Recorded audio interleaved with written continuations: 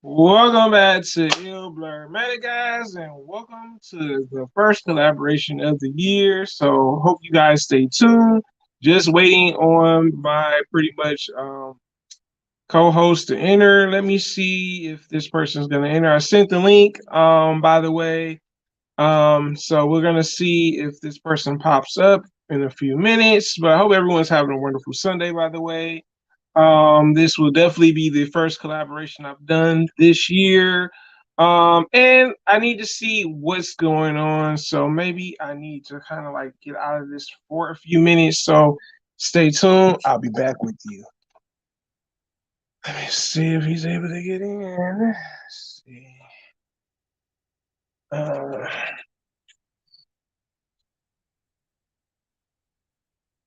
let's see. Okay. Okay, bro. Okay, bro. Well, I've entered. Okay, bro.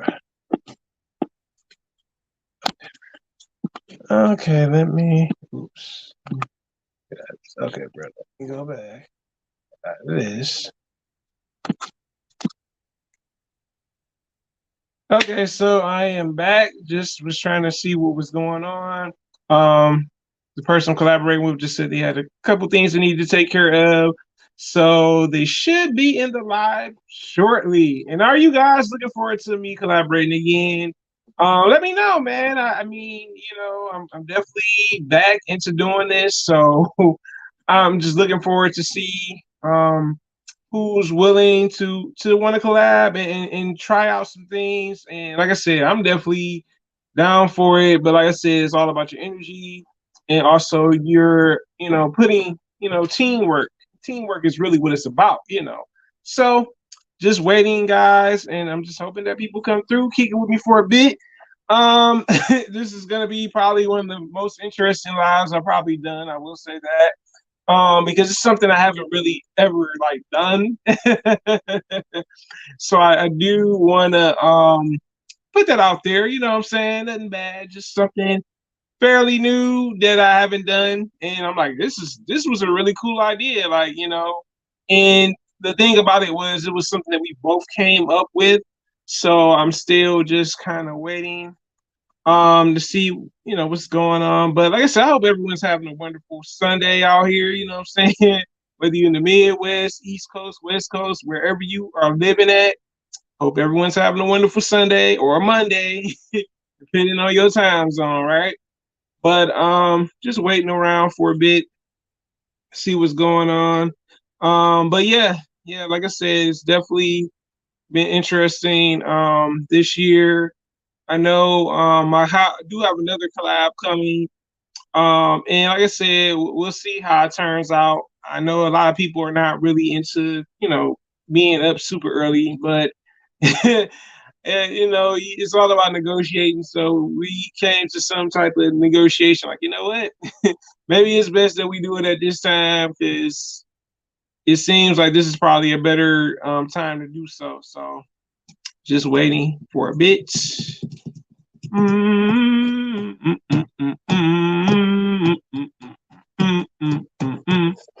Okay, see.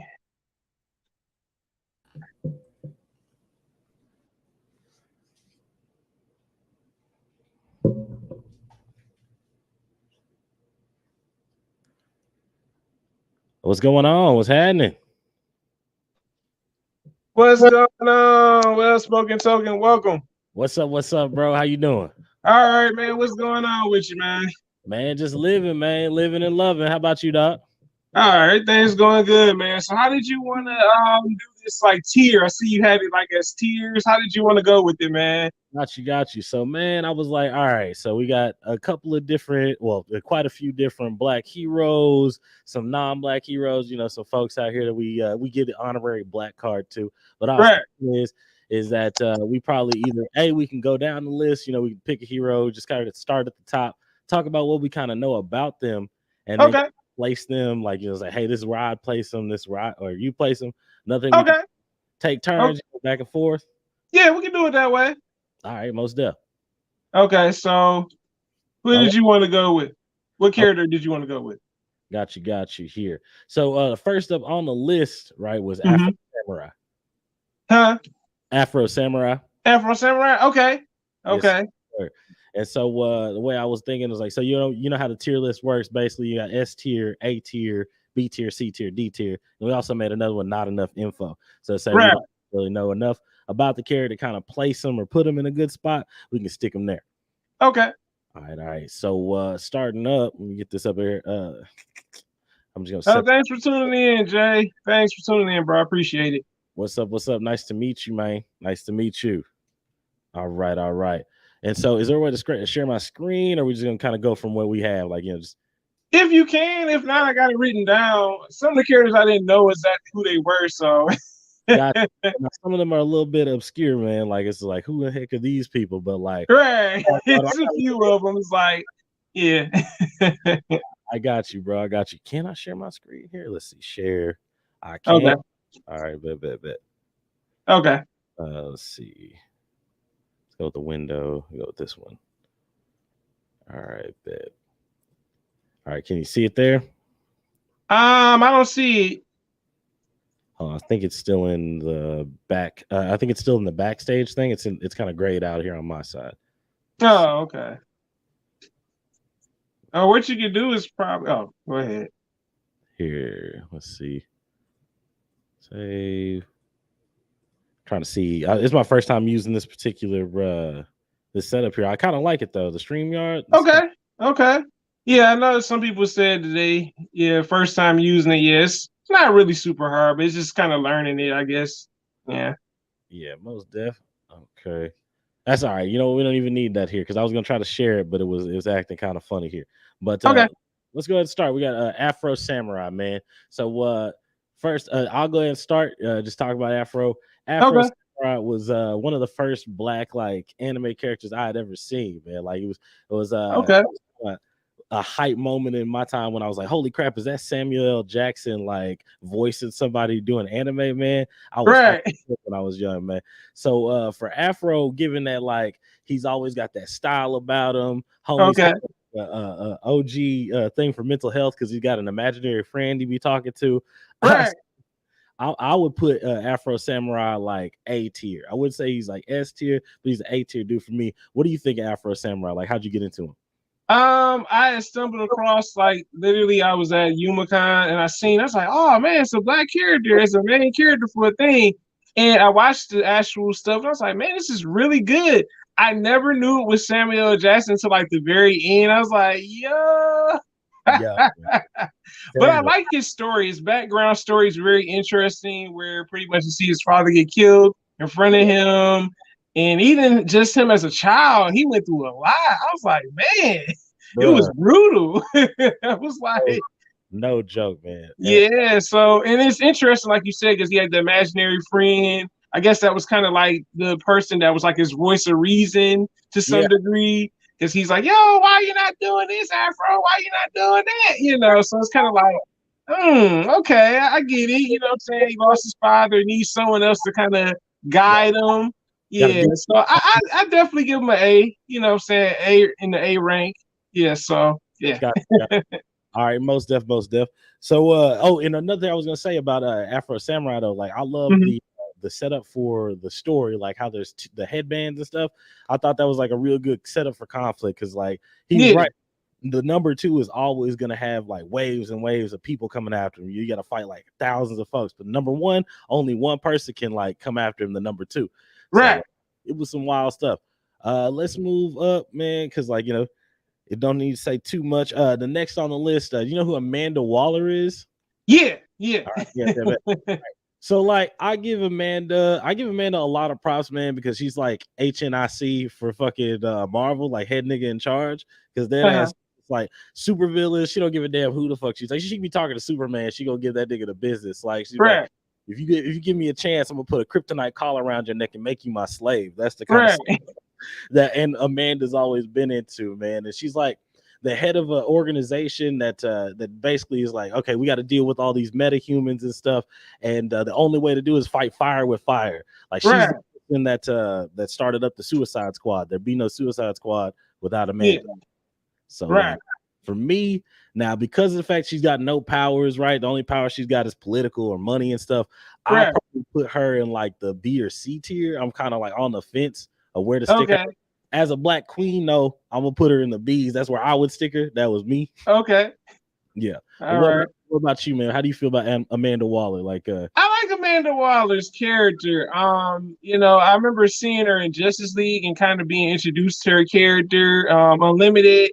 And I yeah, was like, who is this character? And then you find out she's the one that was a part of the Doomsday adventure of Superman, the clone Superman, and Power Girl. But also, we know that she cloned pretty much Batman. She used Batman's DNA from a yeah, crime scene and pretty much just like, yo, we gonna make another Batman. And that's how Terry McGinnis came to be pretty much. yo, you know, Um, man, Terry. yeah. So pretty much like with her, it's like you said, she don't really have powers, but she has the money and like the power to do certain things. So it's Yeah, kind of like when you think about it, it's like, dang, for her to be a black villain, I kind of put her like, you know what I'm saying, up there with pretty much like Les Luthor. She has the money to do these things and stuff. I like that Viola Davis did a good job with her for yeah. the live Suicide Squad. And also she was in Arrow too. They had a sister playing in Arrow. I was trying to remember Um, her name. yeah, so I do like her as a, like you said, as a black woman, as a character for a Yeah. DC show, in the DC universe. I definitely give her a C rank, like you said, because she doesn't really have any powers or anything. Okay, okay. So we got Amanda Waller coming in at B tier for me, C tier for you. And actually, you know what? With your points there, I think I'm actually going to go ahead and go with move her down to C tier because I agree. I agree. Without the Okay, powers and stuff, like she's just kind of like a bad guy. So I'm gonna go ahead and put her in the C section. Now, okay, I got one here. I kind of cropped out the top of this one. So you know what? I'm just gonna stick him right here. I'm not even go into the list of that one because I cropped it out too much. I don't even know who that dude is. okay. It's all good, man. All right. But I got another here. T'Challa, the Black Okay, Panther himself. All yeah, right. So first I'm gonna go ahead and get into it just as recent as possible. Start there. You know, the 2018 Black Panther movie was a moment, man. It was a moment in culture, it was a moment in history for all of us. It gave a lot of people an opportunity to see a black man on the screen as a main character, not a villain or anything like that, but like having like a real interesting storyline and story, and not just one black character. It was a nation of black individuals. It was a celebration for black love, you know, black history. right, But as far as it goes with his powers and stuff, though, I think T'Challa is one of the strongest individuals in the Marvel universe. Not necessarily just in strength, but given the fact that he's got money like Amanda Waller, he's got superpowers that can rival that are like Wolverine. You know, him and Wolverine have very similar physiques. Only he's a bit stronger, a bit faster.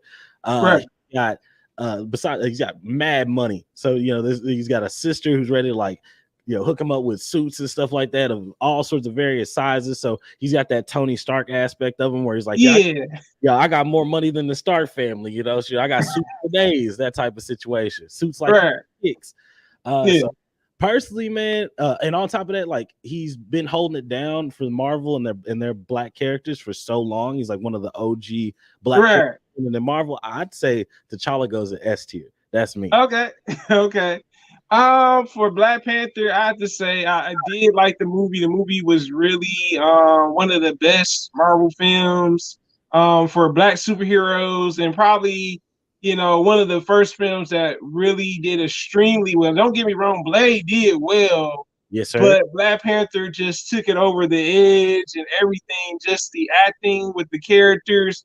I've always kind of like wondered like what they would do with Black Panther. I think Chadwick did a great job playing the character. We were introduced to him early on in Captain America Civil War, the third Captain America movie. So we got a chance to know a little bit about him. But then when his movie came, it was kind of like more of his story and some of the things his father did underhandedly, sneakily, you Yeah. know, with the family secret and stuff. I think T'Challa's character, like you said, he's like a Tony Stark character, but just has more money. The suits that he has, his sister makes all the suits. It's kind of cool. Yeah, You know, right. she's like pretty much making all these different type of costumes as Black Panther. I think I actually, like I said, his story was very interesting. And to me, he's pretty much when you think about it, the stuff he went through, you know what I'm saying, with Mbach, you know what I'm saying, Killmonger. He handled it a certain type of way, you know what I'm saying? Despite him losing, he was always getting back up and was like pretty much determined to like do these things and stuff. So I definitely gotta say I get T'Challa S rank, you know what I'm saying? That king shit, man. That's that king Yeah, shit. right. I agree with you totally.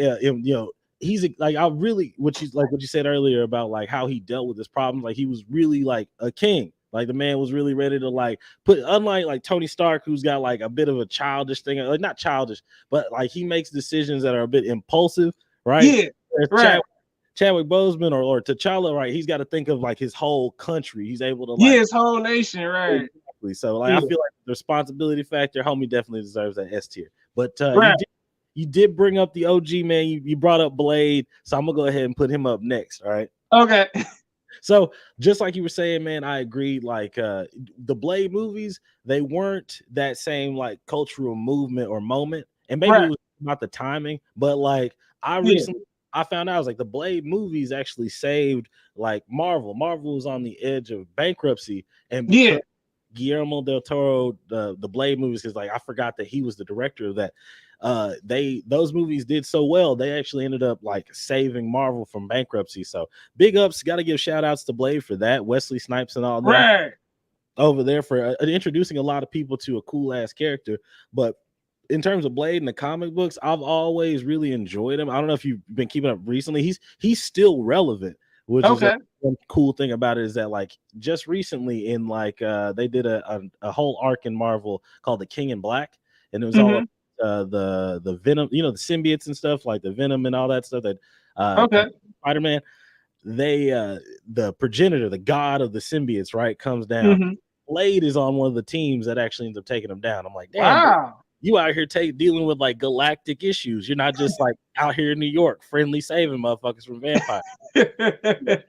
I've always been into Blade. Homie's got super strength.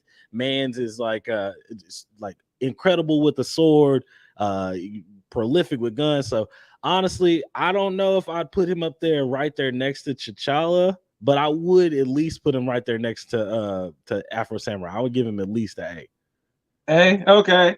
Yeah, so with Blade, I would have to say pretty much I liked Wesley Snipes' performance as Blade, how he handled the weapons and the guns and stuff. But also I remember seeing him in the Spider-Man cartoon that came out in the 90s. And pretty much you kind of understood like, all right, he's this person that's hunting down vampires, and then he's trying to kill the one character that's like Morbius, pretty much Peter's friend, because he's also a vampire. And we see how he handles things. He's got like all types of weapons. You're just like, yo, like who's this guy with the sleek haircut and you know what I'm saying, with the swords and guns? And you're just like, wow, this is Blade, you know. Yeah. And I think personally, like you said, yeah, Marvel was in trouble in the 90s because of, like you said, they were bankruptcy at that time. And I think that was the film that literally saved it. They had a film before that, but it wasn't it didn't get put out in theaters. It was the original Fantastic Four movie. It was good, but it was cheesy to some degree. I don't think it would have sold, you know. But you know, with that movie kind of being the standpoint, it was like, yo, this movie kind of lifted up the whole Marvel cinematic thing. You know, it's like incredible. With Blade, I'm looking forward to like the new Blade. I know it's not Wesley Snipes playing the character no more. It's Marshawn Ali that's playing it, that played in Luke Cage. I'm interested to see what he does with the character. I never got into like the Blade comics, but I did see him briefly like in some of the Marvel cartoons and stuff. Yeah. But I gotta give Blade a B. I give B rank for Blade. Okay, I can see that. Because like again, Blade is not stopping anything too much bigger than like a vampire lord or something like that. Like you're not, if Thanos shows up, you're not calling Blade. It's like he's about to snap his fingers. What you gonna do? I got I'm head. I got the guns, man. I got what right. So Blade with the B, he got an A from me, but maybe I'm a little too lax, man. I'm gonna give him the B too, man. I'm gonna give him change my mind on two whole characters. Be like, you know what, man, I'm gonna go ahead and give it to him. All right. Next up, man, childhood favorite, one of somebody who's near and dear to the heart, Cyborg. Mr. Cyborg. Okay. Yeah, so Cyborg, I was originally introduced to from the Teen Titans, the first Teen Titans show, and I was already like excited to see like again another black kid on screen like kicking ass, and for him to be the mechanic, the architect, the engineer for the whole squad. That he built Titans Tower, he makes like a lot of the gadgets. I mean, like we all know that Robin obviously got like Bat Family money, so he getting that stuff. But every other gadget that you see, the car, like everything else, Cyborg made that. And then I feel like with I don't know if you saw did you see the Justice League movies, like the live action ones that came out recently? Yeah. Yes. I saw that you posted actually just recently about Ray Fisher. Is that Yeah. the name? Ray Fisher, and how bad he was treated during that movie. So like I give them too much props on that. But what I will say is that he killed it with the script that they gave him. Like they did. Impressed, like the way they brought it, like the way he brought that to life on screen. So for all the love I give Cyborg, I will give Cyborg probably. Oh, you know what? Because I got to factor in, you know, the recent animated movies like Justice League War and all that. You know, they make Cyborg a full-fledged member of the Justice League. So like, I got to give more props than a B. I'm gonna say Cyborg's A tier because he's not only had a live action debut, but he's also like captured the hearts of like a lot of kids as far as the Teen Titans show. Remember him from the comics, but he was out there. He was a part of the squad for a while. Right. Yeah. Cyborg. I was introduced to his character, like you said, with Teen Titans that came out. I think with Cyborg, I like that he was different from the other Teen Titans to some degree. Like he's a living computer, pretty much, you know. Yeah. And I really like that aspect of him, but also that pretty much not that he's just a living computer, but just his aspect, his storyline, like. I didn't know Cyborg's storyline was that dark. I was like, wow, like he pretty much lost his mama to the mother box. I was like, what the heck? You know, so I was kind of introduced to him in Teen Titans, but I didn't know much of his story back then. But then when the Justice League movie came out and also the animated film, it always has something to do with the mother boxes killing his mother. Yeah. And his relationship with his father is not quite the best. But I like Cyborg because pretty much, like you said, he's the brains pretty much of the Teen Titans, but also he makes all this different technology. He's a living freaking computer. He has pretty much it's like his database is like the Batcave. He can find any weakness in any particular character. And I'm like, wow, that's incredible. You know what I'm saying? And I can't forget Cyborg fought against pretty much dark sides, you know, the little, what do you call those guys? The parademons. Yeah, exactly. And I was like, that's epic, man. I ain't never think we see Cyborg fighting parademons in an animated movie. I really did like Ray Fisher as Cyborg. It's unfortunate that he's not able to keep the role due to the situation that happened at DC. But I really liked him. I also like the guy that plays him in Doom Patrol, even though they have like two different takes on him to some degree. Ray Fisher more was, I guess you could say, he was more like computerized. The other one's kind of like he's got computer moments and he's kind of funny with it. But you know, Teen Titans was more the funny Cyborg, but the other ones were a little bit more, had some seriousness going on, some funny moments with one of them. But yeah, I like Cyborg for who he is. And like I said, I like that he's kind of like, you know, pretty much the one character that eventually joins the Justice League. That was the most shocking thing ever. Yeah. But I definitely give him an A rank. Yeah. Okay. All right. You were saying something earlier. I was like, dang, Cyborg did all that. But with the Doom Patrol, I was noticing that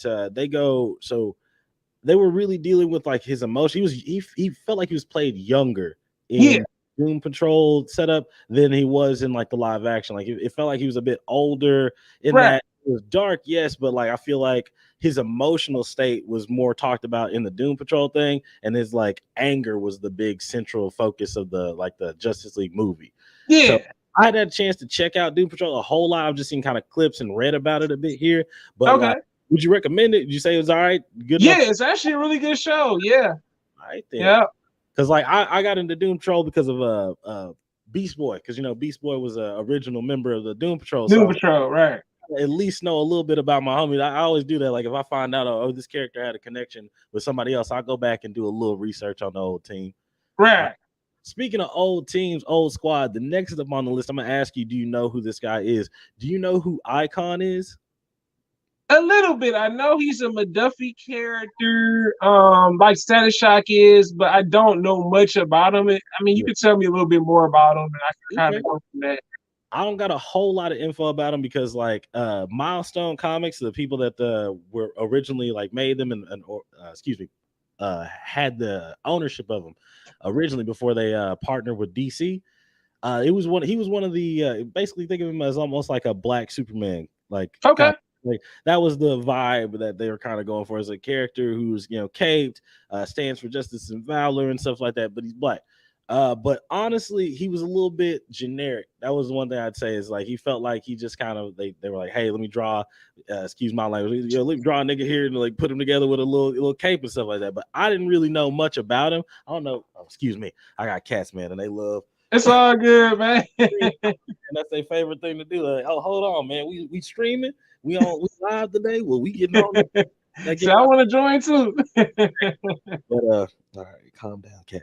All right, but yeah. So personally, I don't know enough about the character to give him a rank, right? Okay. But give him props because Milestone was one of the first black-owned comic producers, really, or comic studios, and for them to have helped produce and distribute things like Icon and Static Shock like that, I felt like we did have to put him on the list at least. But anything about him, like I put him in not enough info to give him a rank. Okay, I agree with you. There's not enough info on him. I did know that, like you said, Milestone was the ones behind them as well. I wish they would have did a little bit more with the character. You know what I'm saying? Like, I don't know much about him. I've heard about him a little bit briefly. But yeah, I guess you could say he's probably equivalent to Superman. From when I seen a picture of him, like when you sent me the list at first, I'm like, oh, he kind of has the Superman look to him, but just a brother, pretty much, But yeah, hopefully, I know Milestone has I think a new deal with DC, and hopefully maybe somewhere in the future. I mean, they already got a show, Naomi, that's out on CW. That's another McDuffie character. Okay.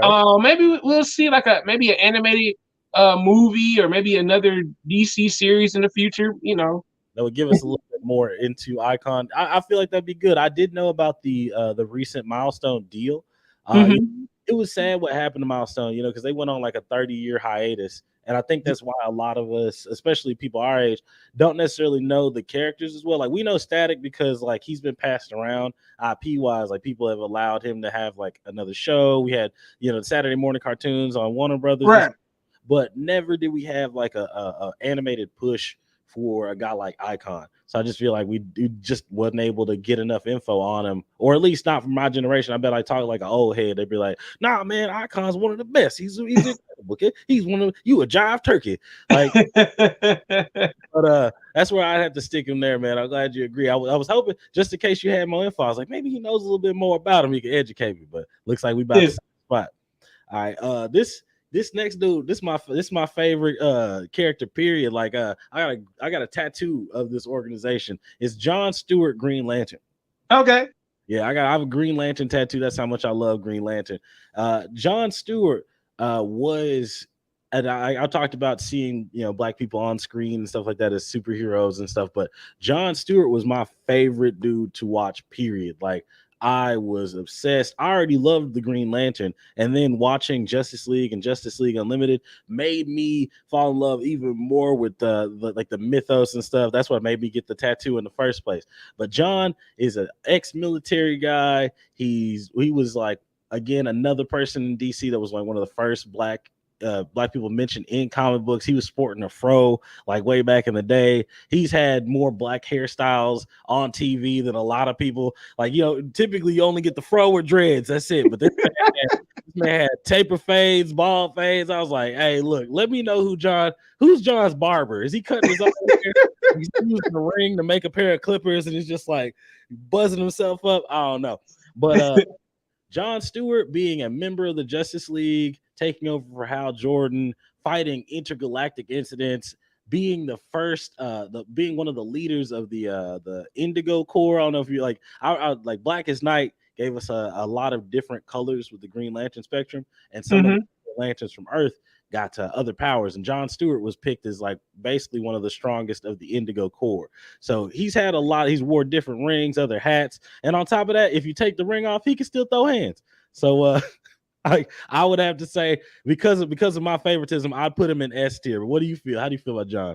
Okay, so Jon Stewart, I remember seeing him in Justice League Unlimited and Justice League.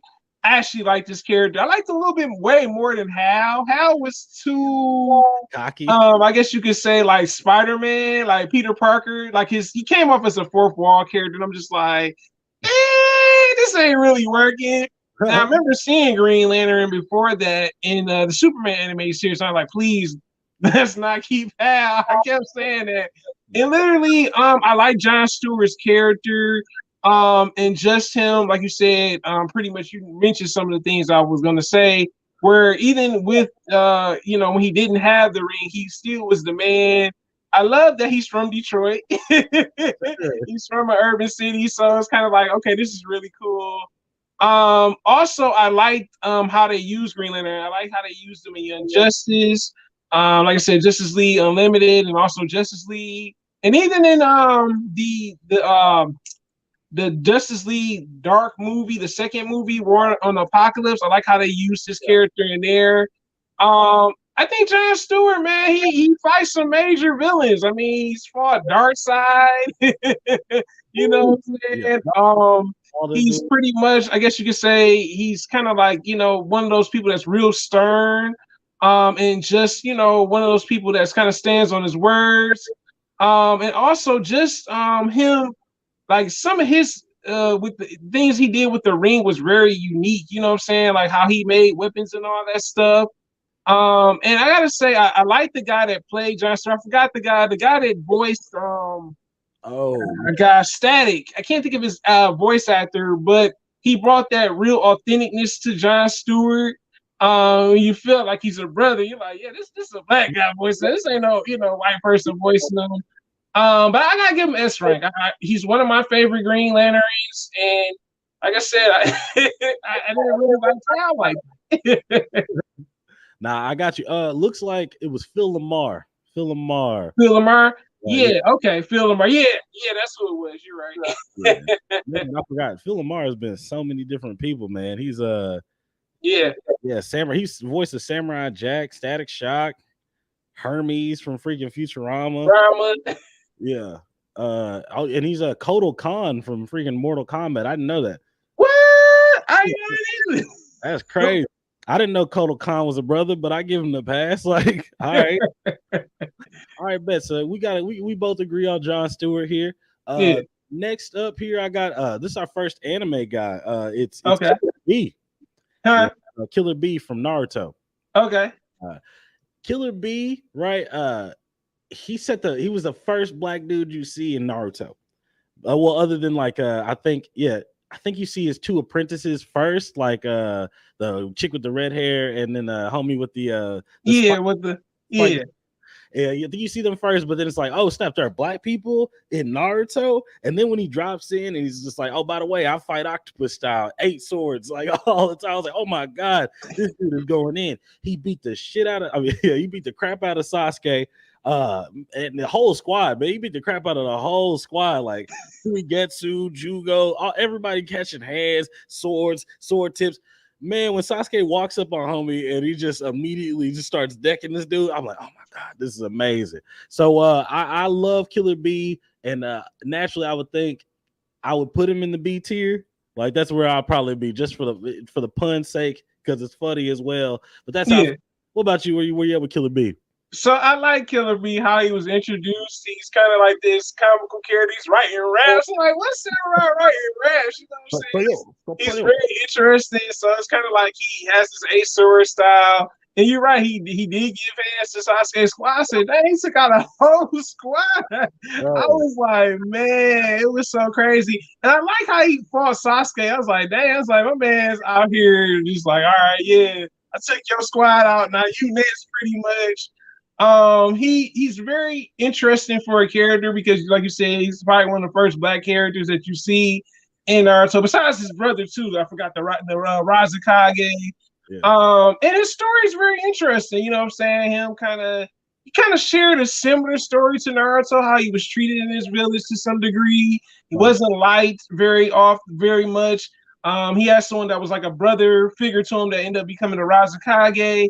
And I really liked his character that he kind of stood out. He had sunglasses. He had the cornrows. Yeah. He was really kind of this cool character. I was like, hey, he cool with it. He got, you know what I'm saying? And he doing the fist bump. He's like, I said, oh man. Yeah, then he would do that. So he was very interesting. He was entertaining, but then he also had a serious side to him. And he's always like trying to write his next rap. I said, wait a minute, bro, you trying to become a rapper and a samurai, not samurai, but a ninja? Yeah. I was like, oh man. I definitely give him a B rank for that. He was a very interesting comical character, and he was likable as well. Most of man. Hey, I just thought about one of his feats though. The fact that he was to put a stalemate to the fourth Hokage. You know, because right there when the fourth Hokage was showing up and he was getting I remember exactly what happened. It was like the Raikage when he was young was trying to fight the fourth Hokage, and he was like, "Oh snap, we're at a stalemate," and it was like Killer B was back there with like a whole like kunai ready to stab my homie in the back. I was like, "Dang, for you to get the jump on the fourth Hokage, the fastest ninja at the time, that's a big feat." But I couldn't get him out of B section. All right, man. I got one here. This is an honorable mention. He's not technically black, but he is an animated character that I give the black card to. It's Knuckles the Echidna. Now, Sonic the Hedgehog, the Sonic games were the first games I ever played was Sonic the Hedgehog. I had a Sega Genesis and I got Sonic the Hedgehog 1, and I begged my mom for like Sonic the Hedgehog 2, which had nothing. And when I saw Knuckles come through, I was already used to people doing the spin dash and Tails doing this little like fly thing, but the fact that Knuckles could fly, he had spikes on his fist and stuff. He can fight. I was like, this is incredible. I love this dude. And for them to cast Idris Elba as the next voice actor, I was like, oh, that confirms it. We confirmed that Knuckles is definitely black. I'd have to say personally, he's not doing too much. He's protecting the Master Emeralds and stuff, but I'd give Knuckles a C tier just because he's an honorable mention set up here. He's not too many feats. He's not too strong, but he's also a recognizable and beloved character. Do you give Knuckles the black pass? Like, I don't know. How do you feel? Yeah, I do. Yeah, I give him the black pass. Yeah. So with Knuckles, I remember I never owned the first Sonic games. I owned the new Sonic games, the older Sonic games now that were on Sega. I used to play them over my godbrother's house when I would go over there. And I was like, dang, who's this little red character, you know what I'm saying, gliding around and, you know what I'm saying, doing all these little moves and stuff.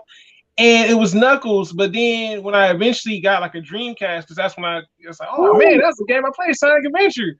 So, like, when it got to Knuckles on there, I'm like, this is definitely a brother. Like, dude, old song is a whole rap. Bro, yes. His whole soundtracks were raps. I'm like, and it was so funny because the guy that did the soundtracks for Knuckles for Sonic Adventure 1 and 2 was a brother, and the dude sounded like Nas. I'm like, who is this guy? But Knuckles, he was a very interesting character. I'm looking forward to see how Idris Elba pulls him off in the Sonic movie because I'm like, wow, this is definitely interesting. They actually went with Idris Elba for a choice. I thought for sure it was gonna go like with Phil Mar or someone else, but it's an interesting choice. I think Knuckles, like I said, he's not a top tier type of character, and I definitely give him a C rank. I agree with you on that. He's just not. I can't put him right there next to like Jon Stewart and T'Challa. It's just a little like it's a little too high on the bars there for you, dog. Right. Okay. Well, you mentioned the soundtracks. This next dude has one of the coolest soundtracks I've ever heard come out of a Netflix show. If you heard Netflix, you probably already know I'm talking about Luke Cage, man.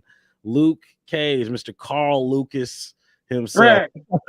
Right. Luke Cage, I was a semi fan of his comics. Like I kind of liked Heroes for Hire. He made me get into Iron Fist, stuff like that. Jessica Jones, I even kind of looked into her comic book wise because they're actually married in the comics. They have Right. they have a whole kid, and for when the Netflix show happened, considering the time frame, how many like different police shootings that we were having, how bad it was for the African American, for Black people just at the time, I think it was exactly what we needed. A bulletproof Black man running around in a hoodie saving Harlem. Like, I was like, how can you not love that? I think the team that came together and made that was incredible. Soundtrack was phenomenal. But in terms of his powers and stuff, the fact that he's bulletproof and super strong gives him a pretty high for me. I'm gonna give Luke gets an A from me. Okay. I feel like he doesn't get an S tier because, again, like, we're not gonna call Luke if what you call it, if Thanos shows up, we're not gonna call Luke if we got to fight Hela. Like, it's just not. It's not on the list, he Right. might go around to like hold Thor back or something like that. But right. Thanks for tuning in. I appreciate it. Yeah, so for Luke Cage, yes, he did have a very smooth soundtrack when he was on Netflix. I did love that about the show. I like that he was just a regular guy. He, you know what I'm saying, he was doing regular stuff, like, you know what I'm saying, working for a barber shop and doing little, small jobs just to kind of keep himself active. yeah, I like this character because we learned about what really happened to him to some degree. With his parents, he wasn't really close to his father. He had issues with his father and stuff. Even just his mother as well too, and also kind of how he had issues with loving a Black woman. We saw that too. I was like, wow, you know what I'm saying? I was like, this is definitely, they took an interesting chance with this actual show. I like the cast, even Misty Moon Knight's character, and kind of their complicated relationship, because I never read the Luke Cage comics, but it was like, okay, so this is his other love interest. Jessica Jones marries him, and then she has a kid for him. that's Wade. I think with Luke Cage, you could see like him just, he didn't really want the glamour of being a hero. You know what I'm saying? He was okay with just being normal. He was a brother in a hoodie with, that's bulletproof pretty much. And I think his powers were pretty interesting. You know what I'm saying? He can't get, he can get shot, but it depends on the type of actual weapon, I guess. Yeah. But yeah, he's very interesting as a character.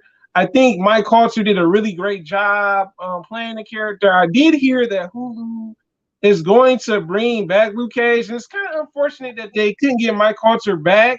But it sucks. The reason why I say that is because when I think about it now, he's already got other movies and TV shows that he's a part of, and now we have to get used to another Luke Cage. And I also heard that Netflix is going to take it down. You heard they're going to take down all those shows. Dude. So if you're trying to watch any of the Marvel shows on Netflix, you better go watch them this month, because after this month, that's it. I was like, what? Yeah, so I definitely give Luke Cage like a B rank, you know what I'm saying? Just wants to be a regular person. He doesn't want all the fame and the honors, Okay, I got you. So Luke Cage is a B from you. I'm gonna leave him at A. I'm gonna leave him at, well, you know what? Yeah, I'm gonna leave him at A, because like if I Afro Samurai A, like I feel like I think Luke could take Afro. Like I think Luke could definitely beat the crud out of Afro. But I see where you marked it, like why you would mark him as B, because especially not wanting the superhero life in the first place, like it's not gonna make him try to push for higher. So we're not looking at like ambition. Right. Like that dude just wanted to like settle down and have a baby and just live his life. Right. All right. We got a classic coming up on this next one here. We got Zach, the Black Ranger from Mighty Morphin Power Rangers, right? Okay.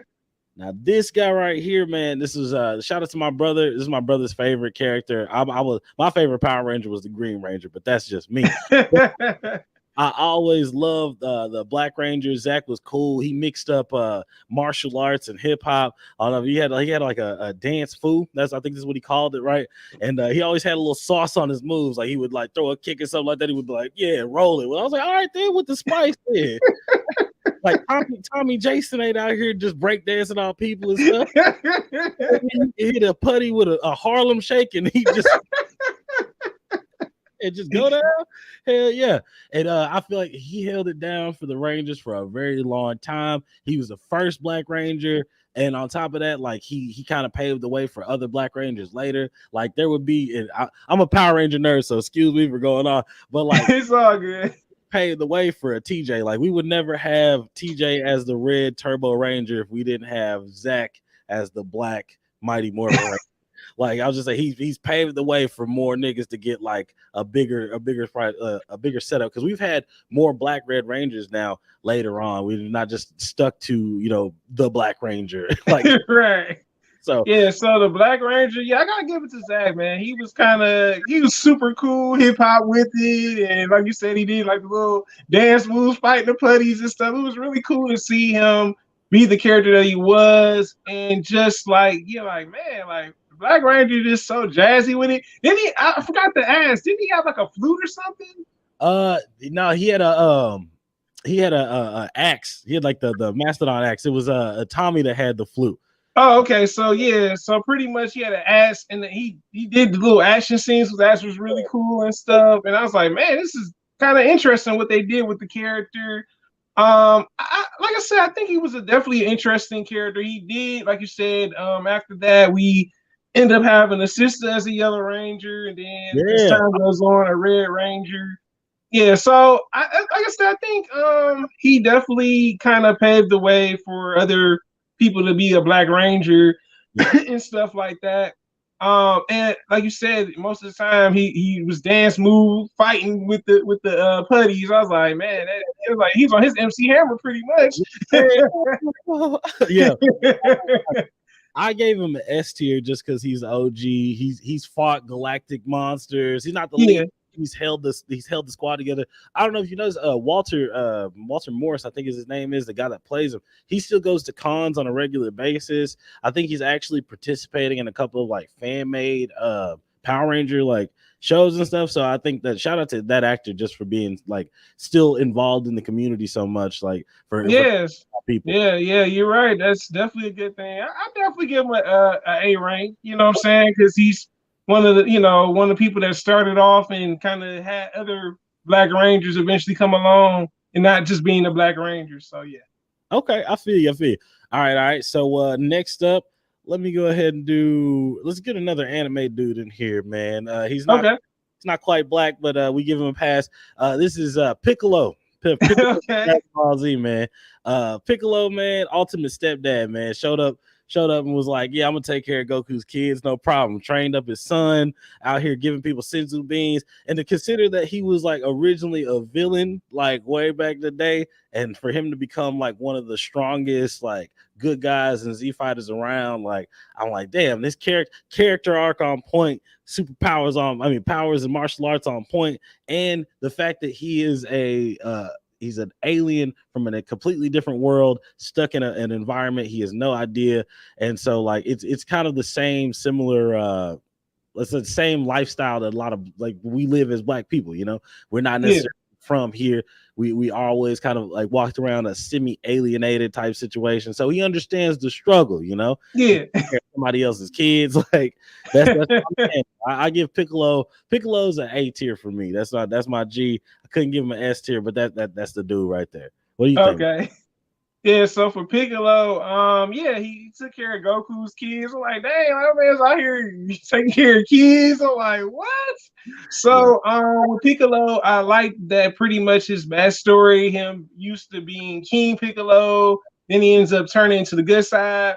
And then, like, I think with Piccolo, like, it's interesting because there's one episode where Piccolo's like in, like, he got the snapback on with the shirt. I said, "That's a brother, man. Get out of here." You talk about a green alien and Mickey, and I'm like, y'all sure about Piccolo? Y'all sure?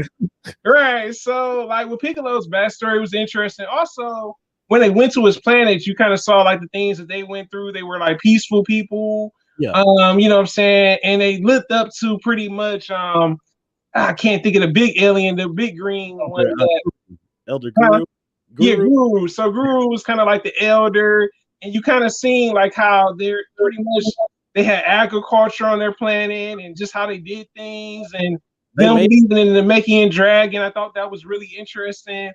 And I think with Piccolo, you start to see like a different side of him. Like you always knew that Piccolo, he had this good moments about him, he had his bad moments, but it's like yin and yang. Like it seemed like Piccolo, darker nature was kind of Piccolo, but then Kami was kind of like the good in him. But there was also good in the other form of him to some degree. It was like, okay, he's not as bad as people make him seem, you know what I'm saying? So I was like, duality, he's got his good, he's got his bad. It just depends on what day you're dealing with Piccolo. But I really like the character because we really saw like how he changed from Dragon Ball to Dragon Ball Z, and even in GT, he was briefly in GT to some degree. I gotta give Piccolo A rank. Cool. So we agree there. That's what's up.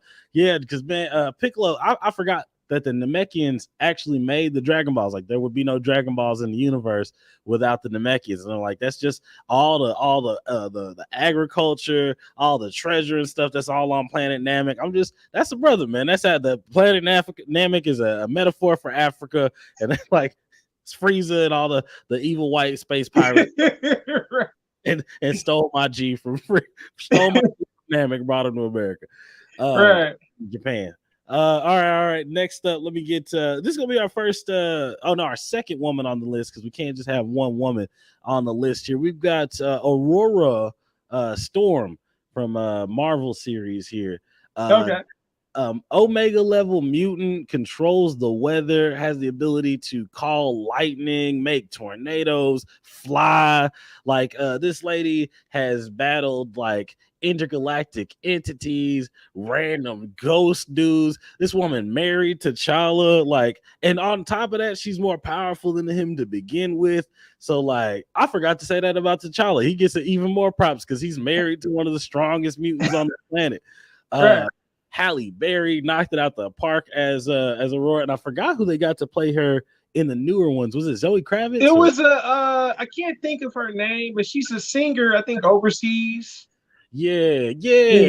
I'm trying to remember. I don't know her name. I'll look that up later. But yeah, I think Storm being represented multiple times in movies and stuff like that. That woman is an S tier. I give Storm S tier. Bow down to the Black Queens all day. Don't shoot me with no lightning storm, please, God. I'll give you that. Yeah, so with Storm, I loved her in like the animated S-Man series and either S-Man Evolution. Her being able to control the weather, that was pretty cool. I was like, man, she can control and do different things with the weather, whether it be hurricanes, thunderstorms, and I was like, wow, like this is really cool, I liked how her character was introduced, how she came to America, and also she had her nephew in S-Man Evolution that she kind of took care of, Spike. I really liked her character. I think Halle Berry did a great job as Storm. I think that was probably her best role for superheroes. I didn't like her as much as Catwoman, but as pretty much Storm, she really did a really good job playing the character throughout the S-Man movies. And you could see that Storm pretty much, she had her issues too. She just didn't wear them on her sleeve as much as some of the other mutants that were around. She also was a teacher at the Institute for Charles Xavier and stuff. So we saw her teaching class on how to control their powers and learning how to do things. I think with Storm, also the younger actress too, I forgot to mention, she did a decent job, but I don't know. I think Halle Berry, that was just the role for her. Like, I was like, Halle Berry did a great job, but the new actress did too, to some degree. You just don't know much about her per se. She was also married, like you said, to T'Challa as well. And also she's supposed to be appearing. I don't know how true this is. I know the next Thor movie that's coming out this year, Love and Thunder, apparently Storm is going to be returning in that film. I'm uncertain if pretty much Halle Berry got the role back, or are they going with the chick from the last couple S-Man movies that came out. It's still kind of uncertain. But I definitely got to give Storm her props. And also she's based off of Orisha Goddess. I was like, wow, you know what I'm saying? Some of these characters, S-Man characters, even Wolverine, he's based off of one of the Orishas as well. It's very interesting, you know what I'm saying? So I definitely give Storm an S rank. Yeah, you put me on to that. I didn't even know that she was based upon like an original goddess. That's crazy. Yeah. Let me see. Let me see. All right, let's move away a little bit away from Marvel, but same property. Mace Windu from Star Wars, man. Okay. Samuel L. Jackson makes the list again. I feel like Mace being first of all, I got to tell like my favorite story about Mace Windu in Star Wars is the fact that Hmm. Windu originally didn't have a purple lightsaber. They were gonna give Mace Windu just a straight, regular, like blue lightsaber or green lightsaber, like everybody else, right? Samuel L. Jackson goes to what's his name? George Scarlet Lucas. George Lucas. Yes, yeah, exactly. Goes to George Lucas and is like, yo, I need a purple lightsaber. Give me the purple light. Give me the purple light. And George, he bothered George Lucas so much about that. And finally he just caved and gave it to him, man. And for you to like take a series that's been going on for like decades, from all the way back in the 80s and stuff, and for you to have that much pool to kind of like, yo, like let me customize my own lightsaber type situation. That's a pretty big move. But Mace, I'm a Star Wars head. Him being one of the strongest Jedis to come around, he created his own fighting style. Like there are actually only seven. There were originally only like five forms of Jedi like or lightsaber style fighting. He added the eighth because I think there are other two people that created more, but he made the eighth style and called Vapad, VAAPAD, and it was all like a combination of a lot of things. And I feel like as like black people, man, we show up in the game and we change it like our own way. Like whatever goes on, we develop our own strategies and ways to do stuff. Like, basketball changed completely when we started letting, brothers out there on the field. So it's the same way with being a Jedi. Like once they let old Mace in, it was a whole different vibe. Uh, what about you, man? What do you feel about Mace Windu?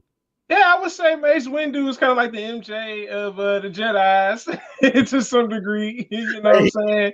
I really liked Samuel L. Jackson playing the actual character. I know originally, I don't know if you know this, but originally Tupac was originally supposed to be Mace Windu, so that was the choice before Samuel L. Jackson. I can see Tupac playing it. I'm not gonna lie. I was like, Mace Windu, but then Samuel L. Jackson brings his own twist to it to some degree. I'm like, okay, Samuel did nail it. I'm not gonna lie, man. Just imagine if Tupac would have got that role. Like if he would still live to get the role, it would have been interesting. man. I like Mace Windu. Mace Windu definitely did have his own style when it came to fighting. And just him, even having big faith in Yoda to some degree, and Yeah. also him uncertain about how Jedi's were to some degree.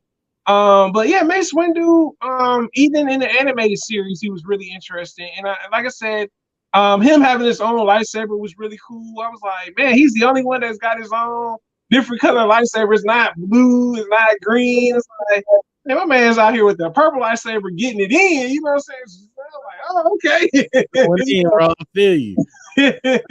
All So right, all right. I think for him being like a powerful Jedi, I'm gonna give him an S rank. That's Frank. I feel that too. He's representing for like a whole setup because the only other black person you really see in those movies was like Billy D. Williams is what you call it, Lando. And Yeah, Lando, yeah. Donald Glover, Charles Gambino.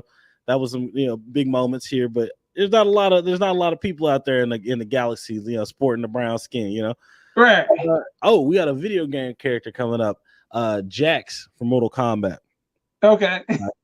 So I played the Mortal Kombat games like in arcades, like at the laundromat, like when they used to like we go down to the laundromat and stuff like that. We'd be like, we wouldn't even be washing clothes. We just bring like a whole like handful of quarters and just sit on Mortal Kombat for a long time. And Jax, man, seeing big man with the metal arms and stuff like that, I was like, oh hell yeah, this dude out here really putting it down. And then as I got older and got more into a storyline, I realized, oh, this man went through hell, man, having his arms basically messed up completely, having to get like full cybernetic implants and stuff. I remember though the old Mortal Kombat movie where they had Michael Jai White playing him. Mm-hmm. Where he rips off he ends up ripping off the metal arms and stuff. That was pretty crazy. Big moments for Jax, but I never thought of him as like too huge of a character. I was just excited to have him around. So like I would give Jax probably a C ranking. What about you? So for Jax, yeah, I remember playing Mortal Kombat, yeah, at the laundromat, and also even at the arcades and stuff. And I think for me, Jax, it was something different about his character. You know what I'm saying? Like, this is the only character on the roster that got these metal arms. I'm like, who is this guy? My man's got the haircut. You know what I'm saying? Look Okay. like one of the dudes that you see back in the day, like in the R&B video or something like that. But his character was really interesting, and like you said, his backstory. Like when I saw Mortal Kombat, have you seen Mortal Kombat Legends? No, that's the one I had. I saw that the newest Mortal Kombat just recently, but Legends was one I actually. Oh, you gotta see Legends. Legends is a lot better than the newer New. one that came out on HBO Max. But pretty much his backstory with him being tricked into the tournament and pretty much losing his arms to Goro. I was like, ooh, you know what I'm saying? And then eventually getting them replaced. And I think, you know, with Jax, you feel sorry for him because the story is kind of sad because pretty much Sonya Blade's looking for him, and he's kind of like the top dog, pretty much. He's like her lieutenant or captain or something like Yeah. that. And I was like, man, this dude is something else. Even when you play him in the game, he has like these crazy moves with his hands and stuff. Yeah. I was like, he was giving the business with the hands. Straight up brawling, man. Brawling. Yeah. Oh, I was like, man, but I gotta give him a C rank too. You know what I'm saying? Because he wasn't like a big character, but he did represent in Mortal Kombat. He was one of the first black characters that I saw. Yes, sir. Okay. So I give Jax a B. What about you? I gave him a C. C? Yeah. Okay, gotcha. You know what? I'm agree with you because, like, honestly, I think that Blade and Killer B could probably could definitely take out Jax. No offense to Jax, but yeah. All right. I got looking around. I got a bunch here that's we don't necessarily have to even get into. I think I have time for like 3-4 more, man. Okay. Let's go with you want to do Static? The Static Shock? Yeah, we can do Static, yeah. Okay. Static Shock, hype theme song, Lil Romeo, just waking up in the mornings on Saturdays, and Lil Romeo, you know, rapping about Static Shock, you know, gotta chase the bad guys, all that good stuff. I loved Static Shock, man. I was religious about watching that show. I was up all the time. Anytime it was on, I was trying to watch the new stuff because I thought that one, I've always liked teenage superheroes, so I was already into Teen Titans, that kind of stuff. But for him to be a brother, and then on top of that, him still being in school, and you got all these other characters around him, like the Bang Babies and stuff. I thought that was fantastic. And Static had like the coolest way of talking. Like, I think that Static had like his vernacular, just the way we'd be like, I started calling my dad Pops because Static calls his dad Pops.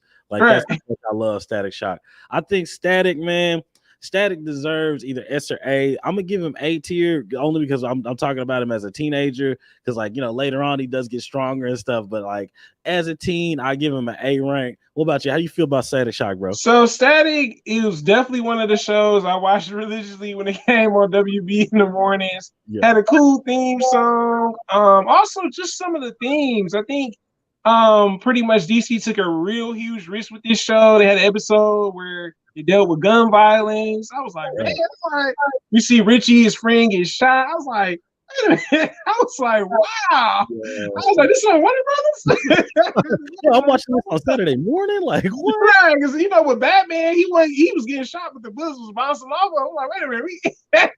People that got hurt, Batman's never really got like, it wasn't bad. He was like, oh, I got Joker gassed and I smile forever. You're right. So like, with Static, it was more so it was relatable. You know what I'm saying? Him, a kid living in an urban city, dealing with peer pressure, drugs. You know what I'm saying? Being an outcast, him having these powers and learning how to deal with them. But then we're introduced, like you said, to his other characters like Rubber Band Man. Yes, you got a Hot Streak. You got a Nazi. Man. What's Rubber Band Man's brother's name? The one that was the big bad guy. It was like Shadow. Yeah, I can't. Yvonne. Yes, sir. Oh my God. Yvonne. Yeah. So you were introduced to, like, you know, other heroes and other villains, and also you had like episodes where introduced like the Justice League, or Black Lightning. I thought that was really cool that they did that. It was definitely. It's like where he went to and dealt with Batman Beyond, like, you know. Yeah, Batman Beyond, right? Yeah. So I really like the show. I'm really hoping that, you know, maybe Milestone could pull some strings. I mean, pretty much Batman's on Blu-ray, Superman's on Blu-ray. Like, hey, can we get Sandshot the full season on Blu-ray? He's like, wait, like, remastered Static, you know, so yeah. So I like that they introduced him to, like I said, to pretty much a bigger audience for Static Shock. Then we later on see him pretty much in Young Justice. So he was being used in Young Justice. He also was in Injustice too, Yeah. the second game. So I really like Static Shock. And hopefully, I can't wait. I forgot to mention this too. But Michael B. Jordan's supposed to be the executive producer of the Static Shock movie that's coming out on DC. So I'm really looking forward to see what he's gonna do with the story and the character and everything. And I gotta give a second, hey man, you know what I'm saying? I really like the character. Just him having troubles in the urban society and how he deals with things and even the villains and stuff. And just him being he's very comical, but he's kind of smart too to some degree. So yeah. All right, definitely. I give him that too. All right. We got another a teenage superhero though, and this guy I've always kind of wondered how they would fare. Not necessarily maybe in a fight or where they would go or how they would do in a team up. Maybe Miles Morales, Spider-Man, Okay. Miles Morales here. This guy caused a ton of controversy when he first came out. People were like, "Whoa, hold on, you can't make Spider-Man black."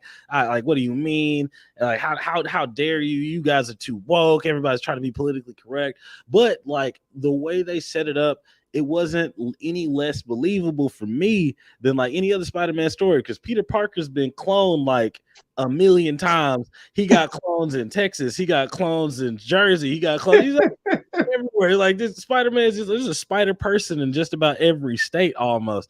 And so when we got the opportunity to see like a young black male, like in his story, like I love that like his uncle goes and like basically semi robs Oscorp, comes out with a spider and the spider bites him while they're at the crib. For him to like grow and evolve to such a point now that we've got Into the Spider-Verse movies. We just got done. We're not done. They're still working on it. But have you been keeping up with the Marvel What If series Yeah. for Miles Yeah. Morales? You know, because they've been turning him into every they've been turning him in every other like superhero. Like, what if Miles Morales was the Hulk, or what if he was Captain America? And I think that's incredible. Like, yeah, it is. Yeah. like for one character to get that much love and for them to like try to imagine him in all of these different veins. I think Miles probably ranks the same for Static for me. I just haven't seen anything that's like pushed him over the top. I think he's Okay. getting more love and representation these days, but I think Mm-hmm. that Static might catch up with this movie. Like he's got this movie coming out. I know that they're discussing actors, so possibly he gets even another series because you know he's been like you said, Young Justice, Injustice. And I haven't seen as much for Miles. Like I'll say that, like he's got a couple of things in an animated series. Like he's got like a little kid one. I don't know if he's like they've got a tiny one that was pretty good. I have to give him an A as well. That'd be where I put old Miles. Okay. Yeah. So for Miles Morales, I think for me, I didn't have the comics at first of Miles Morales. I didn't find out about him until Spider-Man Into Spider-Verse came out. I gotta give props to Sony for really putting this whole film together. Like this wasn't Marvel, this was all Sony's idea, and it really worked well because you learned about Miles Morales, how he was a socially awkward teen in high school coming Yeah. to a new high school and having to, you know, familiarize yourself with the students there. And I really like his story with Uncle Aaron. He was very close to his uncle. He ends up becoming this villain eventually. He also, you know what I'm saying, he loved his father too. His father was a police officer. His mother was a nurse. So we kind of got a chance to see kind of like how his family dynamics was. Like his uncle was kind of like his second father because he's the one that's out here showing him how to do graffiti and stuff. He's giving him that. I really enjoy Miles Morales' character. I think the first film, Spider-Man Into Spider-Verse, kind of was like, man, this is really extremely well done. Like this is probably it's a top tier Spider-Man film. And I kind of got tired of Peter Parker. I'm gonna be honest with you. I did for some degree. I was like, okay, like how much more are we gonna get of Peter Parker? And I like how they included Peter Parker in the movie, but we see in that universe, Peter Parker is killed. Then we have like this other Peter Parker that's kind of like the lazy slouch kind of Peter Parker to some degree. And how Miles Morales deals with them, like the relations between them. The other one was more so like, I really don't want to be a hero no more. I'm trying to get my girl back. The other one was kind of like trying to show him that these people are pretty much not are evil. And I like how he deals with like life. He's a music lover. I'm a music lover, so I related to Miles Morales. You know what I'm saying? And he's different. He has like on sneakers. Yeah, He's a right. superhero with sneakers. I'm like, man's out here fighting crowd with sneakers. You know what I'm saying? But He I just do look right forward on the face to with your ones. That's crazy. right. I do look forward to Miles Morales, the sequel to Into the Spider Verse, Across the Spider Verse Part One. Then the next one's gonna be like a Part Two. Oh, Looking forward to those films from Sony. Sony's done a really good job with that. I do know that they are coming out with a live Miles Morales movie that's also in the talks at Sony. And that'll probably be in association with Marvel. And I did, for one thing that I forgot to mention too, is originally Miles Morales was supposed to have been in Spider-Man No Way Home. They took the scene out. There were two scenes that they took out. I think they didn't want to put too much into that film because there was already a lot going on with the yeah, villains and even the other Spider-Mans. And then having another character that would have been like maybe a 3-hour movie. exactly. But And we have like a Snyder cut situation. right. So the guy that they do have playing Miles Morales has already been confirmed. The guy from Blackish, the young man that plays in Blackish, Oh, he's our Miles Morales. yeah, the little brother. I thought so. That's what I was. He was looking like people kept saying like this guy right here even looks kind of like him. His name is Miles. Yeah, he was at the red carpet for the movie too. Yeah. See, now I know that they kind of got him in there. What's his name? Yeah, Miles Brown. Miles Brown, okay. So that's pretty crazy, bro. Like I didn't even know they were planning. They had already confirmed him as it. I just seen people like rumors and stuff. So that's pretty freaking dope. I also didn't know that Into the Spider-Verse 2 was gonna be like a two-parter. That's Yeah, even it's a two-part movie. Yeah. yeah. No Way Home, I can kind of understand because, like you said, it was a 3-hour movie, and there was a lot of reveals. Like they had Charlie Cox as Daredevil return, like catching the brick and stuff. You had what you call it, Tom Hardy, the Venom at the very end at the stake. Yeah. And so I'm like, yo, yeah, I can see like that's a lot of stuff to kind of put out into one movie. Right. I'm hoping. I wonder where they're going to stick the teasers for the Miles Morales live action movies, because I'm like, what movie are you gonna do this with? This No Way Home seemed like the best bet. Like you're not gonna stick it at the end of Doctor Strange. I know that for sure. But all right, man. I gave him an A. Would you recommend as an A as well? Or Yeah, I give him an A as well. Okay, Yeah. okay. All right. Next up here, let's go with. All right, let's do Spawn. You keep up with Spawn. Yeah. All right, yeah. Spawn. Todd McFarlane, a Canadian comic book writer, came up with this guy. And for those of you that weren't around for like the OG, like early 2000s, late 90s movie, Spawn is a black man who was once part of the army or the military, right? He goes on a pretty bad mission. He makes a couple of enemies. They come back and basically burn him alive and like leave him for dead. He goes to hell and is chosen as a warrior and like becomes a hell spawn. He's got like crazy abilities, like he can make hell chains come out, he can transform and stuff. His cape. Yeah. They had an old movie and Michael Jai White played him, and it was one of my favorites. I think it was it's not a Marvel or DC comic, it's an Image comic, but he has like celestial level powers, hell level powers. It's a very powerful, black dude. A lot of people don't know that he's black if you didn't watch the films and the movies. But on sheer just oh, and then he also had an animated series. I forgot that's on HBO Max too. So I would give Spawn probably gets an A from me. Like just because he's pretty powerful. He was holding his own for Image Comics for a long time. They were still making stuff, and then he's had multiple series. Like he had Spawn 2, he had the animated series on like that was showing on HBO, and then I think they're in talks of possibly doing more, but I haven't seen anything like concrete. What about you, man? How were you into Spawn originally? Like what? You know what?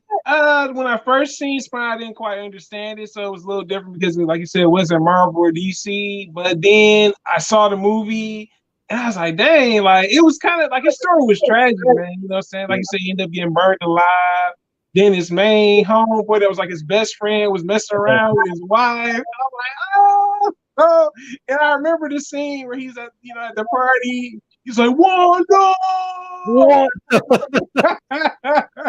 I was just like, wow. But Spawn reminds me of, to some degree, like a Venom character because he can transform. Remember the scene where he turns into like a motorcycle and then the thing goes around? I was Yeah. like, he's kind of like a symbiote kind of like character because he can take on shapes and forms. But he also has a cape too, by the way. So it's not like, but he does have unique abilities. He has the chains, like you said. As the cape, he can do things. The cape can defend and get real, like a defensive type of thing. I think, more so, I got into the animated series that you mentioned that was on HBO Master Scene on HBO back in the day. And I was like, wow, this is crazy. All the stuff he went through kind of made sense. It was like, all right, my man's is messing around with his wife. Nah, he trying to get revenge and just kind of like how he was. And then, he got this clown guy kind of joking around, poking that fun at him and stuff. And it was just crazy. And I like Michael J. White. I think Michael J. White played a great job playing Spawn. I know for a fact, it kind of sucked when I heard that they wanted someone else to play Spawn. I was like, he's still in good shape. It's not like he's, so it's not like he just got a belly out here. He got to get in shape or anything. He still look good. Like he can still. So there has been talks that they're gonna do another Spawn movie. I think the one that they had originally, this is like a couple years ago. Jamie Foxx was supposed to be playing Spawn. I think it could have worked, but I think the movie wasn't well received. That's why it never did go on Netflix. Yeah. I did hear that a lot of the people that went to see the film at a private screening didn't really like how the approach was. So maybe they should have went with Michael J. White again. Personally, that's just my preference. I'm saying, why can't y'all just go with him again? I mean, don't get me wrong, Jamie Foxx does a good job at action movies. Not to say he doesn't, but it's like I wouldn't. Yeah, I didn't. Right, right. If y'all would have kept the original choice, I think people would have been more geared towards wanting to see the premiere for this movie. Yeah. But I think Spawn's story was interesting. I did like the guy that voice acted him in the HBO series. I can't think of my man's name. He's done some other characters too. Gosh, I can't think. He played on ATL. Yeah, what was that dude's name? Hold on, I'm checking him out now. Okay. I don't always know, and sometimes I'll be telling people like, yeah, I'm gonna look it up, and then I never do.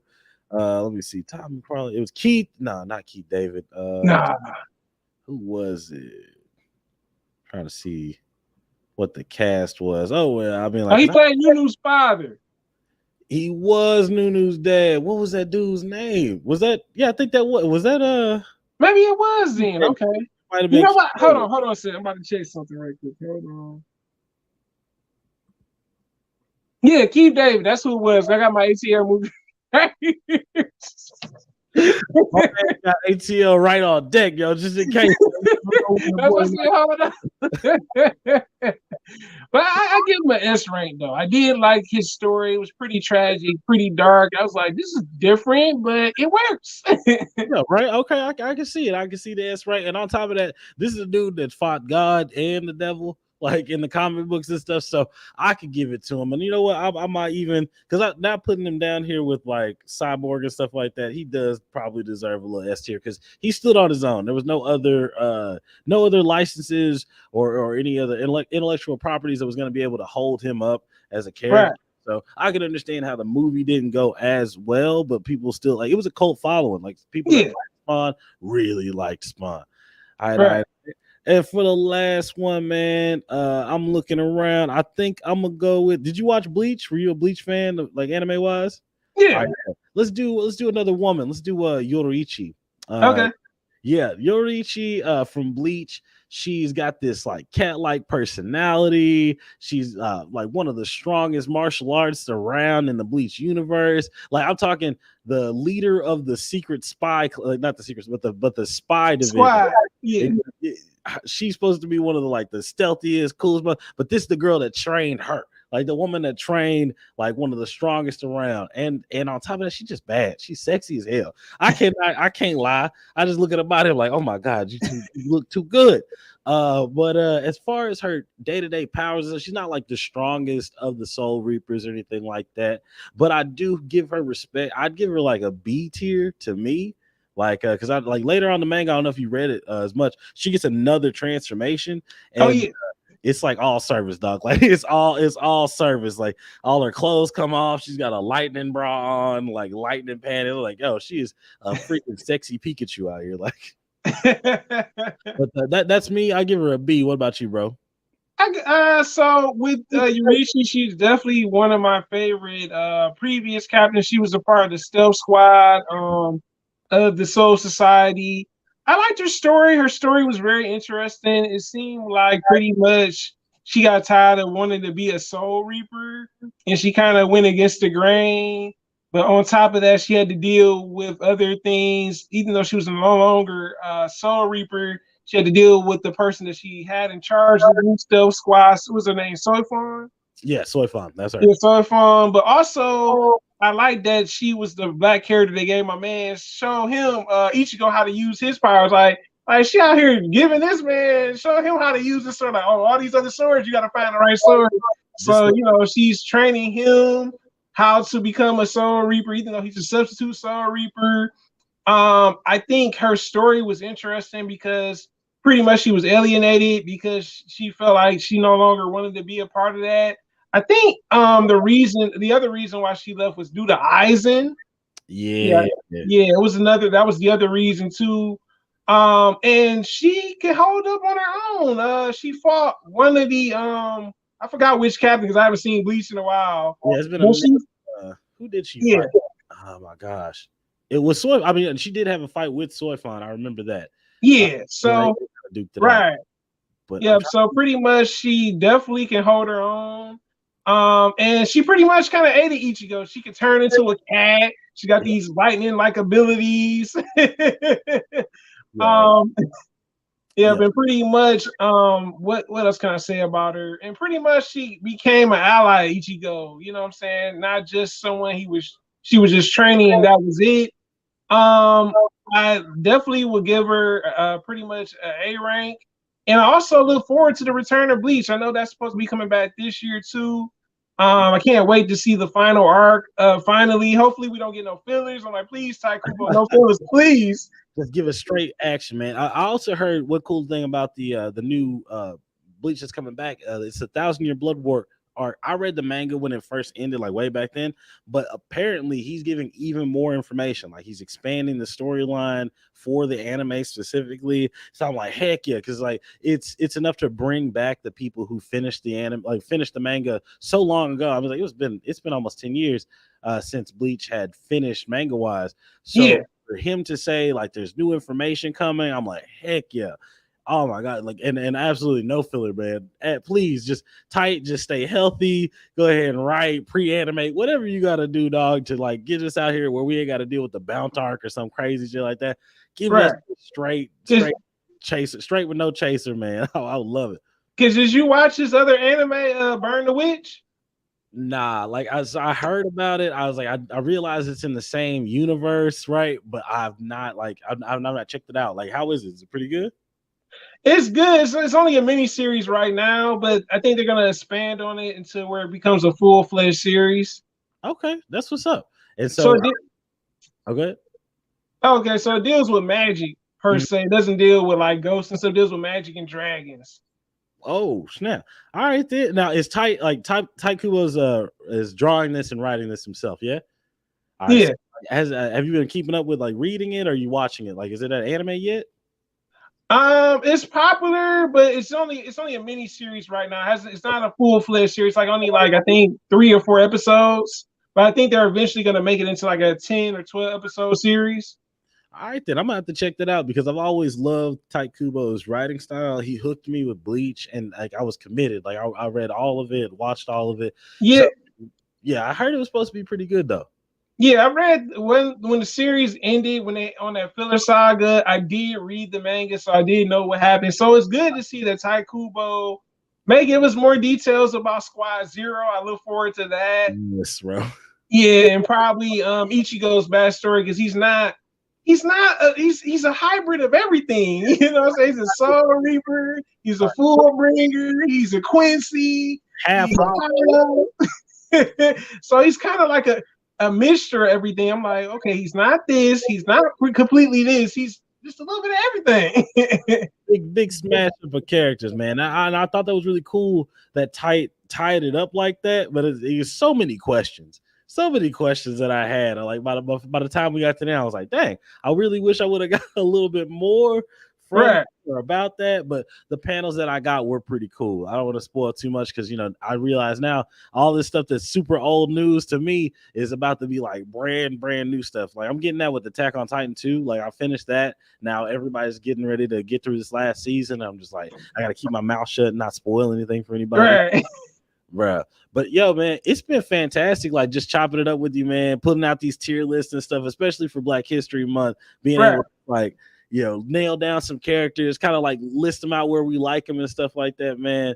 Like Ill Blurred, man, it's been fantastic, bro. I want to do this more often. If you're down, like I'd love to collab more. Yeah, man. I don't mind collaborating again, man. I've been trying to get new people to come back. I was like, man, hopefully this time around I get some people to come back around. Okay. Yeah, so I'm definitely interested in collaborating again, man. Most def, bro. Okay, and also I went ahead. I've recorded some of this, like here or there, and I'll kind of see if I can edit it down or something. Like I'll send you some of the stems, so maybe we can get in there if you want to make a video. If you don't mind, mind if I use some of this for my podcast, like stuff? Yeah, you can do that. Bet that for sure. I'm gonna save this tier list and maybe I'll post it a little bit later tonight or tomorrow. So people can kind of see where we were at. I think I'll make another one with your list, places where we kind of differed up on, and I'll probably see you just in case, like you can correct me if I'm wrong and stuff like that. But man, that's pretty much it for me. I hate to even like put a time limit on this. I just got to get dinner cooking and stuff for the lady. But thanks so much for having me, bro. All right. Thanks for wanting to be a part of it, man. I truly do appreciate it, man. Most def, man. Well, I'm the well-spoken token. Thanks so for everybody that's watching or came in or in the stream or anything like that. I'm out of here. Thank y'all. Yeah. Thanks for watching, man. Yeah. Yeah. All right.